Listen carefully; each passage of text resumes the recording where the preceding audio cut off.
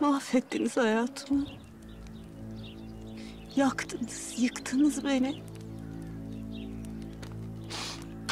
Siz de yanın inşallah.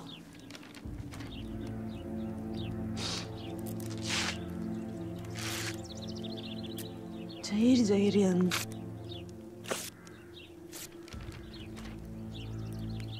Hepiniz yanın. Canan, kızım ne yapıyorsun? Yok ediyorum baba. Geçmişe dair ne varsa hepsini yok ediyorum. Unutamaz mıyız ya? Mehmet'i, Gülümser'i, Gonca'yı. Tamam kızım, tamam. Önce şunu bir söndürelim. Burayı temizlerler onlar. Tamam mı? Kızım, bak buraya. Sonra elimizi yüzümüzü yıkayalım. Doktora gidelim, olur mu? Doktor unutturur mu baba? Unutur. Unutur güzelim benim, unutur. Gel. Gel güzelim. Şunu söndür. Temizle bir orasını hadi.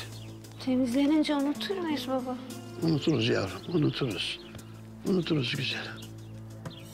Hadi gel.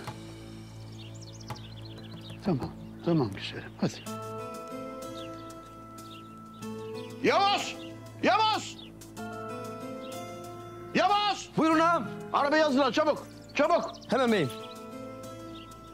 Halil! Halil Canan'ın çantasını al çabuk gel. Unutacak mıyız baba? Unutacağız güzelim, unutacağız yavrum.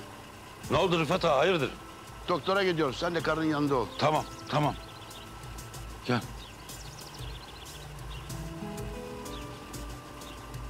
Geç. Yavaş.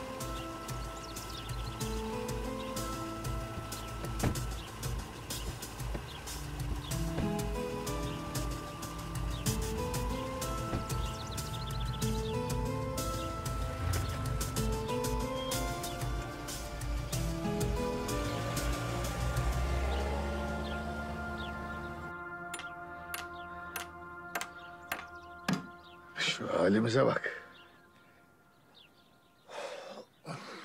Bunlar iyi günlerimiz.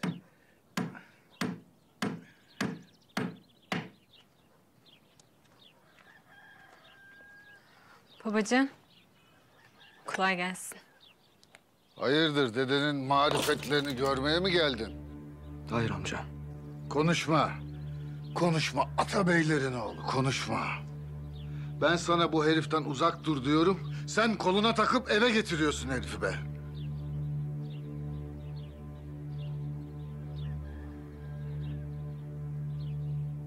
Sana bir şey söylemeye geldik.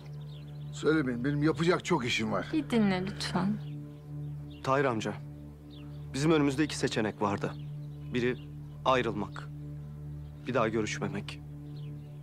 Ki annemi, babamı, dedemi memnun edecek şey bu. Biz bunu seçmedik. Diğeri... Ben Gonca'sız bir hayat sürdürmektense ölmeyi tercih ederim. Oysa biz yaşamak istiyoruz. Hiç ayrılmamak. Bu da diğer seçenekti. Biz bunu seçtik.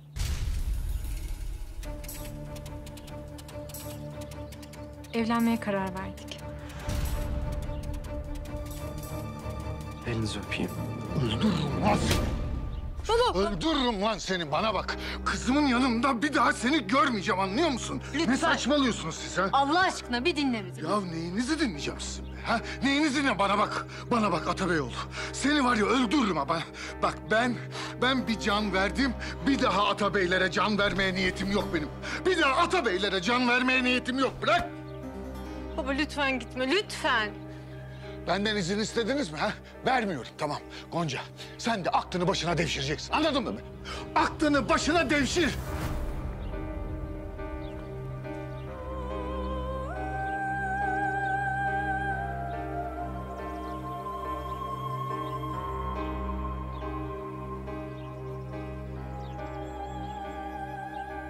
Ne yapacağız şimdi? Ona biraz zaman vermek lazım bence. Yani bu kadar şeyi hazmetmek kolay değil. İyi misin?